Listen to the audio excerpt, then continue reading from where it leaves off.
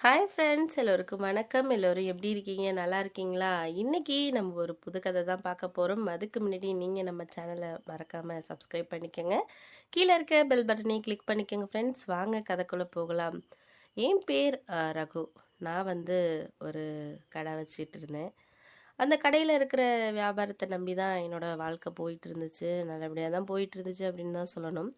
ஆனால் ஒரு சில நண்பர்கள் எனக்கு சில விஷயங்களை சொன்னாங்க. அதாவது நீ வேற ஒரு இது பண்ணால் இதை விட நிறைய லாபம் இருக்கும், அந்த மாதிரியான சில விஷயங்கள் சொன்னானுங்க. அதை நம்பி எனக்கும் ஒரு ஆர்வம் இருந்துச்சு. ஏன்னா நம்ம அப்பா இறந்ததுக்கு அப்புறம் ஒரு 15 வருஷமாகவே இந்த கடையை வச்சு தான் நம்ம பார்த்துக்கிட்டு இருக்கோம். அப்படிங்கிறப்போ ஒரு வீட்டுக்கு செலவுக்கு மட்டும்தான் கரெக்டாக இருக்கிற மாதிரி இருக்குது. எதுவும் சேமிக்கிற அளவுக்கு எதுவுமே இல்லையே அப்படிங்கிற ஒரு விஷயம் எனக்கு மனசுக்குள்ள அடிக்கடி வரும். ஆனால் என்னோட பழகுற நண்பர்கள்லாம் பார்த்தீங்கன்னா, நேற்று இருந்துட்டு இன்னைக்கு பார்த்தா பெரிய ஆள் ஆயிடுற மாதிரி ஒரு இது இருந்துச்சு.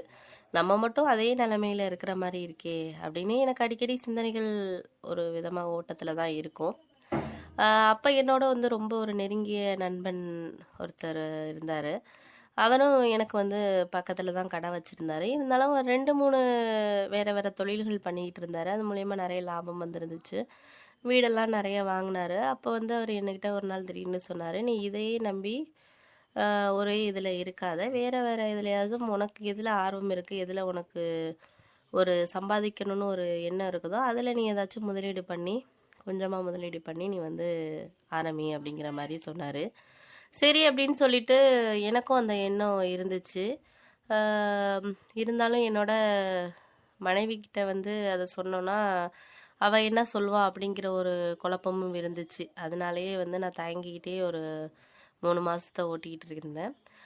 என்னோட ஒரு கடையில் இருக்கிற ஒரு வருமானம் குறைய தொடங்குனுச்சு. அப்போ எனக்கு ஒரு எண்ணம் இருந்துச்சு. என்னென்னா, நம்ம இப்போ இந்த விஷயத்த செய்யலைன்னா அப்புறம் ரொம்ப நம்மளுக்கு நஷ்டமாயிட்டுன்னா நம்மளால் திருப்பி ஒன்றும் பண்ண முடியாது. அதனால நம்ம வேறு ஏதாச்சும் ஒரு வழியை தேர்ந்தெடுக்கணும் அப்படின்னு நினச்சிக்கிட்டு இருந்தேன். சரி அப்படின்னு சொல்லிட்டு வீட்டில் மனைவிகிட்ட அது மாதிரி சொன்னேன். என்னோட அம்மா இருந்தாங்க. அப்பா இறந்ததுக்கு அப்புறமா அம்மா என்னோட தான் இருந்தாங்க.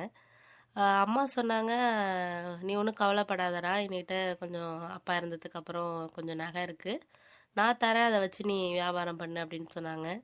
என் மனைவியும் திட்டுவா அப்படின்னு தான் நினச்சேன். ஆனால் அவளுமே சில விஷயங்களை புரிஞ்சுக்கிட்டா. ஏன் அப்படின்னா, பக்கத்து அக்கத்தில் போகிறப்ப அவங்களும் எப்படி இருக்கிறாங்க என்னன்ட்டு ஓரளவு அவளுக்கும் முதல்ல இருக்கிற திட்டுற அளவுக்கு இப்போ அவள் அந்த அளவுக்கு பேசலை. முன்னாடியெல்லாம் ஏதாச்சும் ஒன்று சொன்னால் அதுக்கு எதிராக தான் பேசுவாள். ஆனால் இப்போ அவளும் ஒரு புரிஞ்சுக்கிட்டா. எங்களுக்கு கல்யாணம் ஆகி 7 வருஷம் ஆக போகுது. ஆனால் குழந்தை இல்லை. அதனாலேயே அவன் நிறைய டைம் என்கிட்ட கோவப்படுவான். நானும் அவள்கிட்ட கோவப்படுறது அப்படி தான் போயிட்டு இருந்துச்சு.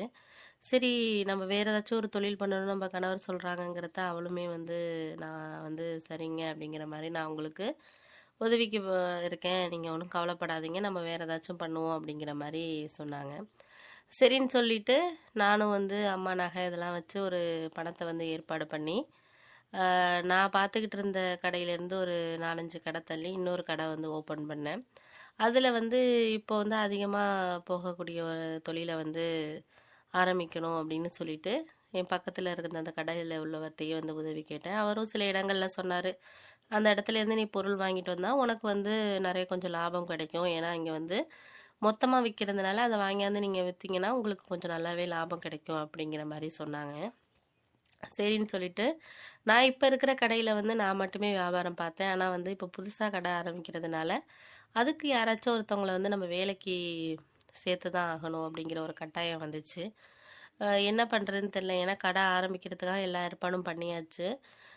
பொருள்லாம் இறக்கிட்டோம், பண்ணிட்டோம். ஆனால் என் மனைவி அவங்களுக்கு அந்த அளவுக்கு பார்க்குறதுக்கான ஒரு இது இல்லை. அவளுக்கு ரொம்ப நேரம் நின்னா கால் வலி, அதோட குழந்தை இல்லைங்கிறதுக்காக அதுக்கான மருத்துவம் பார்த்துக்கிட்டு இருக்கிறதுனால அவளால் அந்த ஸ்ட்ரெயின் பண்ணிக்கிட்டு இருந்தா குழந்தை இதாகுமோங்கிற ஒரு பயத்தில் நான் சொல்லிட்டேன், நீ அதெல்லாம் ஒன்றும் பண்ண வேண்டாம், நான் பார்த்துக்கிறேன் அப்படிங்கிற மாதிரி சொல்லிட்டேன். நீ எனக்கு சாப்பாடு மட்டும் சமைச்சு கொடுத்து விடு, அம்மாட்ட கொடுத்து விடு அப்படிங்கிற மாதிரி தான் சொல்லியிருந்தேன்.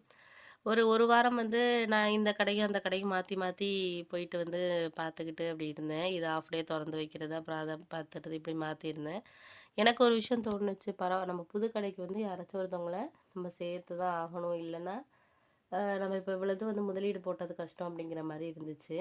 நானும் வந்து தெரிஞ்சவங்கள்ட்ட எல்லாம் வந்து தெரிஞ்ச பசங்க யாராச்சும் ஒரு 10வது இல்லை ஒரு கம்மியாக படித்த பசங்க யாராச்சும் இருந்தால் வேலைக்கு சொல்லுங்கண்ணே அப்படிங்கிற மாதிரி சொன்னேன். நிறைய பேர் வந்து நீங்கள் பசங்க இது பண்ணீங்கன்னா அவனுங்க வேறு வேலை கிடச்சா போயிடுவானுங்க.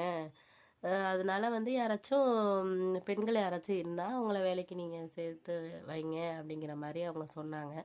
சரின்னு சரின்னு சொல்லிட்டு நானும் வந்து அந்த பக்கத்தில் உள்ள கடைக்காரங்கள்ட்ட எல்லாம் வந்து இது மாதிரி யாராச்சும் உங்கள் கடைக்கு வேலை பார்க்குற மாதிரி யாராச்சும் பெண்கள் யாராச்சும் இருந்தால் சொல்லுங்கள், நான் நல்லா சம்பளம் தரேன், கடையை கொஞ்சம் பொறுப்பாக பார்த்துக்கிற மாதிரி இருந்தால் போதும் அப்படிங்கிற மாதிரி நான் சொன்னேன்.